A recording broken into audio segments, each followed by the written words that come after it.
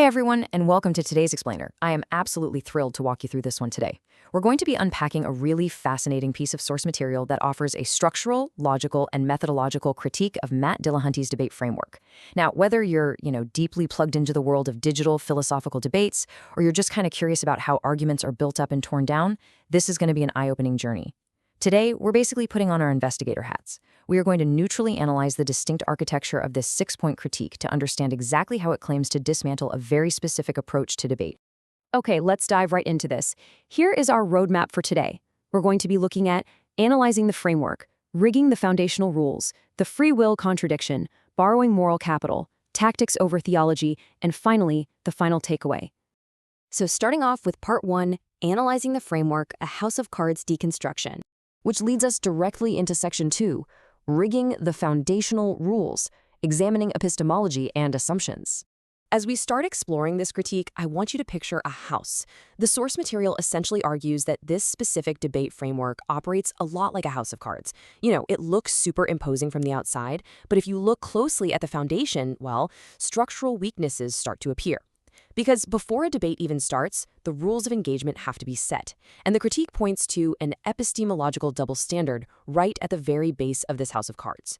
The source highlights that Dillahunty applies a hyper-strict, exhaustive demand for physical evidence to theistic claims. He demands empirical proof for non-physical realities. But when pressed on his own foundational assumptions, he excuses them. Things like the reliability of his own senses, the existence of an external reality, or the validity of induction. He simply accepts these unproven starting points as necessary pragmatic axioms. And this comparison brilliantly illustrates that exact double standard. The skeptic is completely permitted to use pragmatic axioms. Basically, they're allowed to assume their senses are reliable without physical proof. Meanwhile, the theist is entirely denied the right to treat basic metaphysical reality in that exact same way. The source is arguing, hey, you can't have it both ways. You can't allow yourself unproven starting assumptions while demanding physical proof for your opponent's starting assumptions. Which brings us to what the source calls presuppositional imperialism, or sometimes circular naturalism. The framework claims to approach the question of God as a totally neutral, open-minded investigator, but the method explicitly mandates that only physical, scientifically testable evidence is permissible. Do you see the circular loop happening here? By defining acceptable evidence so narrowly that only material data counts, transcendent or immaterial reality is ruled out by definition before the investigation even gets off the ground. It's essentially a self-confirming loop. All right, let's move to section 3, the free will contradiction, the clash of human nature.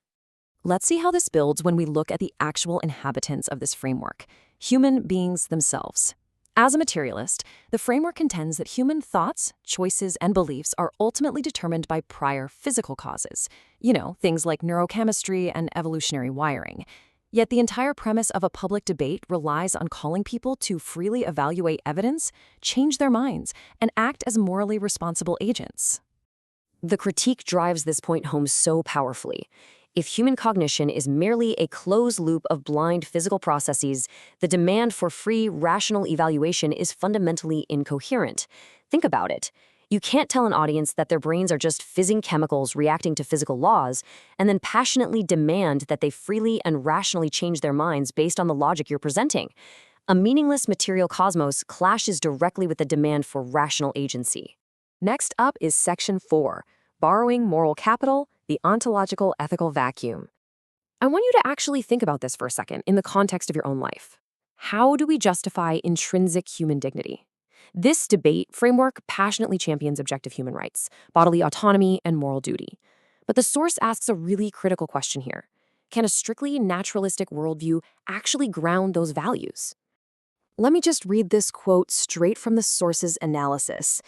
In quotes, "An accidental cosmos, governed purely by physical laws and natural selection, there is no objective reason why human beings possess intrinsic dignity over any other physical matter. If we're all just stardust in chemistry, why is a human objectively more valuable than, say, a rock or a tree?"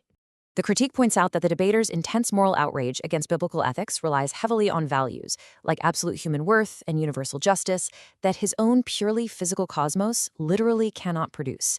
Therefore, the source argues, he is essentially borrowing moral capital directly from the Christian Imago Dei framework. That's the idea that humans are made in the image of God. And he's doing this all while using those borrowed morals to critique that very same worldview.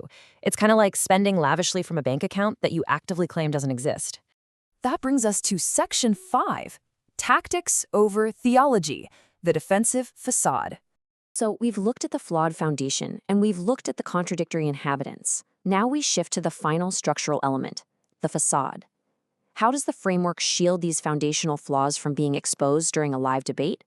Well, according to the source, it's done through very specific debate mechanics. The first tactic is what they call methodological reductionism.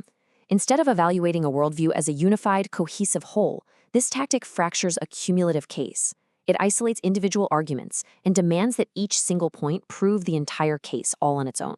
It's exactly like taking a strong bundle of sticks, separating them one by one, snapping them individually, and then declaring the whole bundle weak just because no single stick could hold your weight.